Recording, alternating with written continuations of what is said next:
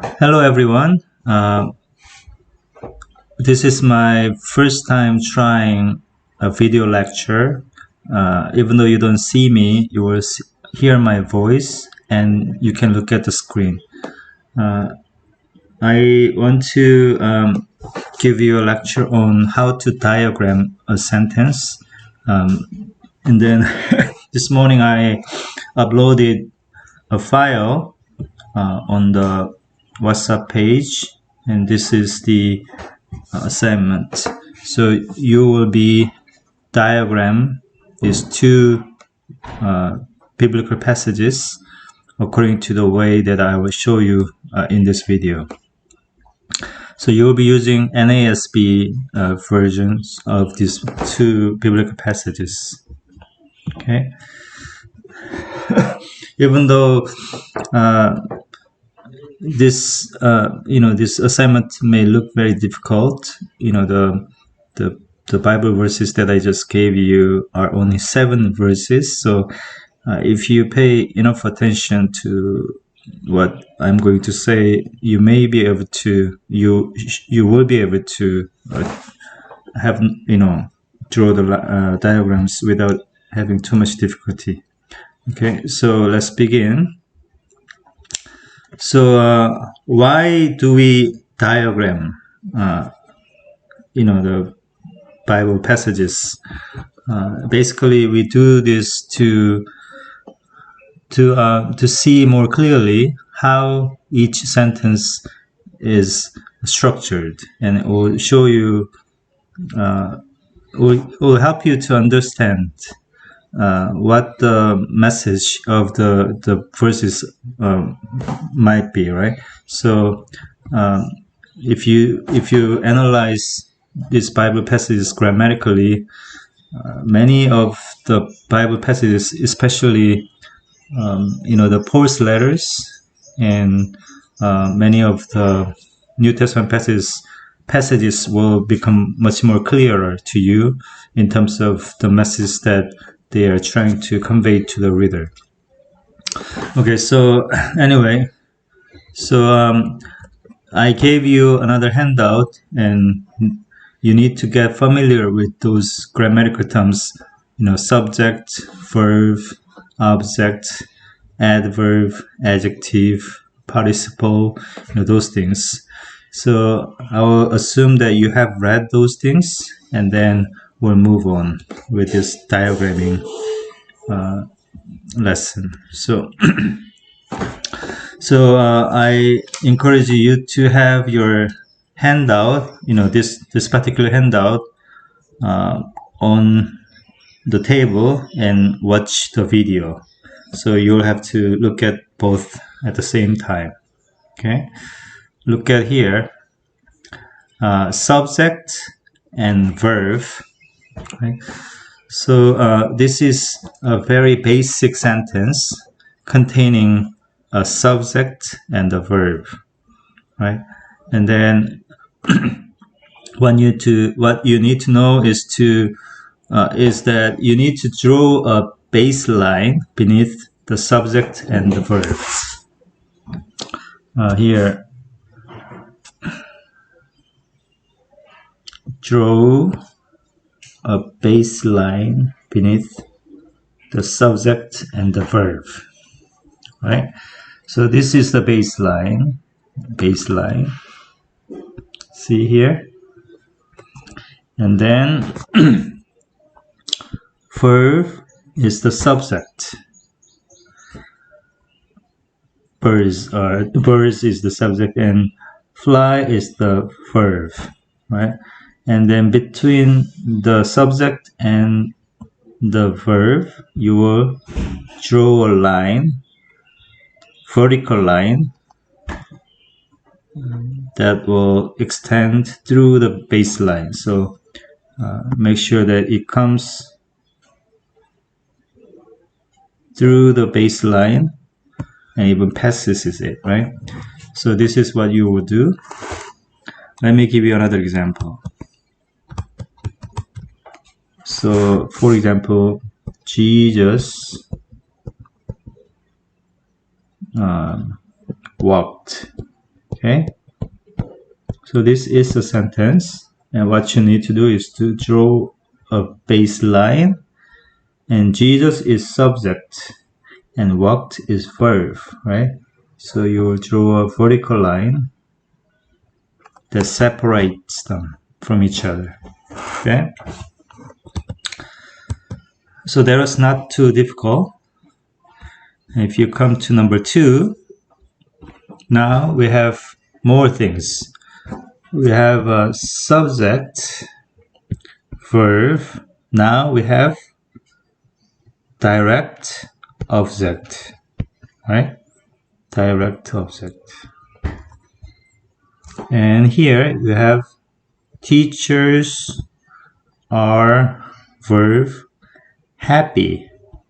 This is predicate. Predicate adjective.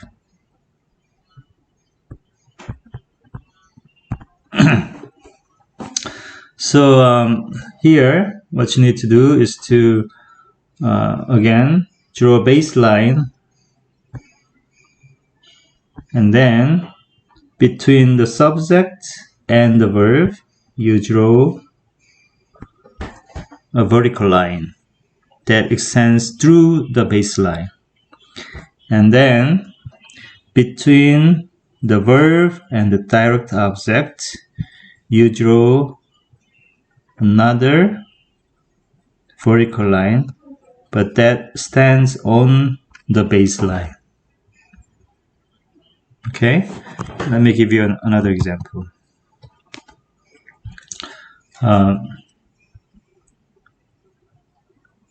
Jesus said these things. Okay, and baseline, subject and verb, and the verb and the direct object. We'll talk about this later. We'll have to go down, but don't worry about it at this point.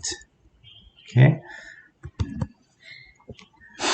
and then here teachers are happy. So happy is not a direct object. And then what is predicate? Predicate is, I think it is explained here. Predicate is the part that states something about the subject, right? So teachers are happy. So happy states about the teacher, right? So in this case, again, baseline, between the subject and the verb, you draw a vertical line that extends through the baseline. And between the verb and the predicate, you draw a diagonal line that rests on the baseline. Okay? Let me give you an example. Here,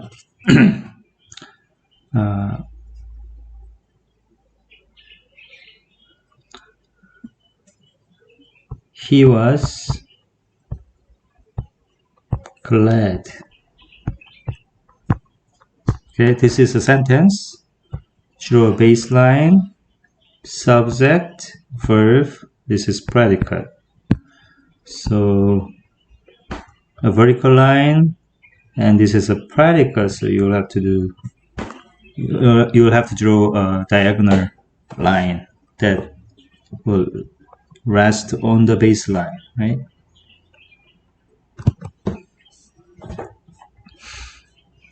So I think you can read the rest of the explanations yourself. Okay.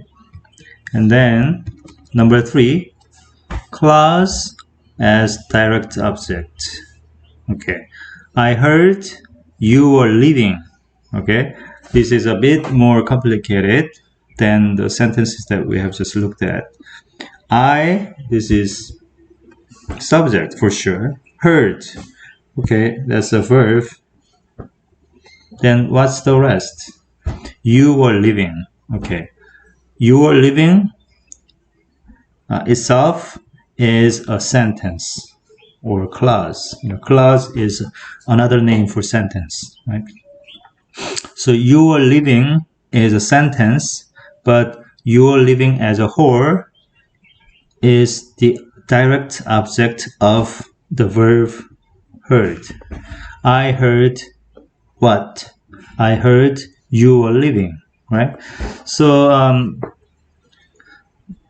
above we said that between the subject and the verb we'll draw a vertical line that extends through the baseline, and between the verb and the direct object we'll draw a vertical line that stands on the baseline here. So we'll do it, but in this case, because this clause is a direct object, but it is more than one word, so in this case we do this is what we do.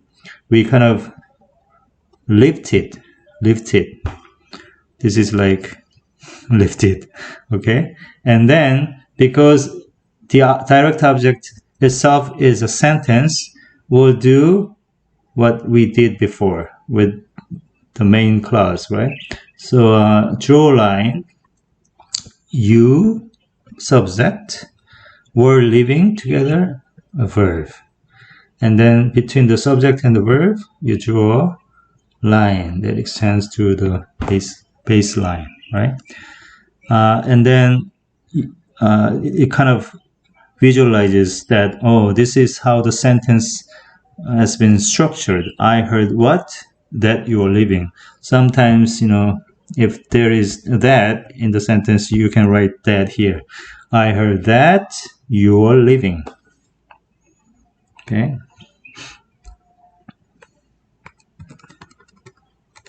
Or Jesus said that they were his disciples, right? Let me do it on another page. Jesus said, you are my disciples. Okay, and then let's do it. Draw a baseline. Okay, Jesus said, and then said what? This is the object, direct object, right? So said, and you will lift it. You are, and this is predicate of this subject, right? So disciple, my. We'll talk about this later, but this is how we should diagram the sentence. Jesus said that you are my disciples, right? So Jesus said what? That you are my disciples. What if we have more than one subject, one object here? Okay, look at here. Students read books and articles, and then subject is the students is the subject, read verb, and then we have two direct objects connected by and, right? So students read. This is the vertical line between the subject and the verb, and this is another line between the verb and the direct object, right? Students read books. Books and. So you will put and here between these two diagonal lines. And articles. It shows that books and articles are at the same level, right? She read what? Books and articles. but you know that we need this one, right? So that's not too difficult. And then here, this is very, very important. Number 5, adjectives and adverbs that modify. Modify means adds more information, right? So look at here. Students read books. Okay, that's a full sentence. Students read books. Students, subject, read, verb, books, object or direct object, right? Students read books. But what if you want to say students read books quietly, right? Quietly is a verb, adverb, right? Okay, let me explain this just briefly. Adjective modifies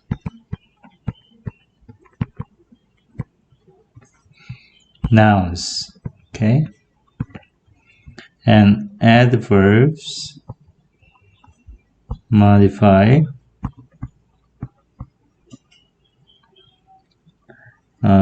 adjectives or adverbs or verbs. Okay, it can be one of these three. So students read books quietly. So what do you think? Which one do you think quietly modifies? It modifies read, right? Students read books how? Read quietly. Read quietly, right? So quietly modifies the verb. So this is an adverb, right? Adverb modifies adjectives or adverbs or another adverb or verbs, right? So you have to put the adjectives or adverbs below the baseline, but right below the word that they modify, right? And then you will draw a diagonal line under the word that it modifies, and then you will put the word, adverb or adjectives on the diagonal line like this. Students read books how? Quietly, right? Okay, look at the next example. Teachers are leaders. Okay, so teachers, subject, are verb. This is leaders, predicate, adjective, right? And then between the verb and the predicate, you draw a diagonal line that rests on the baseline, right? And then there's one more thing. Teachers are what kind of leaders? Effective leaders. So effective modifies the readers, right? So effective modifies leaders, which is a noun. So this is an adjective.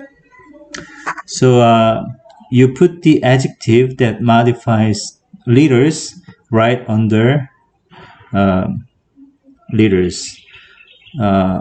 Below the baseline, you draw a diagonal line, and then you write effective on the line, right? Teachers are what kind of leaders? Effective leaders, right? Okay, let me give you another example here. You are good disciples. Sorry. And then zero baseline, you, okay, are disciples. What kind of disciples? Good disciples. You are disciples. That's the basic information, but you put good to give a little more information about the disciples, right? You are good disciples. So I think you can do it. You should be able to do it. Okay. I think after this, I'm gonna take a break, stop here for this video, and I'm gonna make another video because it's getting too long. Okay. Number 6, more modifiers. More modifiers. Okay, we can have a sentence like this. Effective teachers are often good leaders, right? Okay, so teachers, okay, the subject, are is a verb, listeners is a predicate, noun, right? Predicate states something about the subject, right? Teachers are listeners. Teachers are listeners. Listeners are teachers, right? Okay. And then we have effective. Effective teachers. So effective is an adjective that modifies the noun. Teachers, right? So you put a diagonal line under teachers. Effective teachers are often, you know, they are listeners, or teachers are listeners, but often, you know, not always, but teachers are often listeners. So this is an adverb that modifies are. So you put it under are. And listeners, good listeners. So this is an adjective that modifies the noun listeners. Okay, so effective teachers are often good listeners.